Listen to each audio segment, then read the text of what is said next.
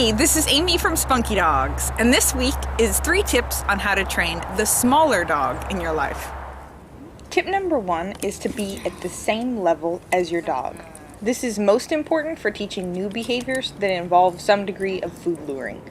This means getting down to your dog's level or putting your dog on a raised platform, like your bed or a grooming table. It's much easier to see what your dog is doing down here since you're not looking over them. Plus, you can be much more precise with your timing since you're not having to reach down to your dog. Also, most small dogs are a lot more comfortable with you at their level rather than towering over them. Tip number 2 is to use a marker word or a clicker to help your dog identify exactly what they're doing right. And then when delivering treats, to deliver the treats directly into the dog's mouth so they don't have to move out of position at all. For a small dog on the ground, this means reaching down and placing the treat into the dog's mouth. Especially the marker is really important for behaviors like heeling or attention walking where we can't get down to the dog's level, or behaviors where the dog is a ways away from us, like in stay.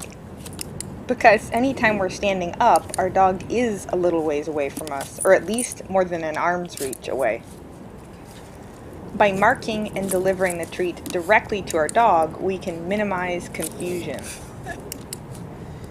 We're communicating, yeah, that behavior right there, that's what I want, and I'm going to feed you your treat right there.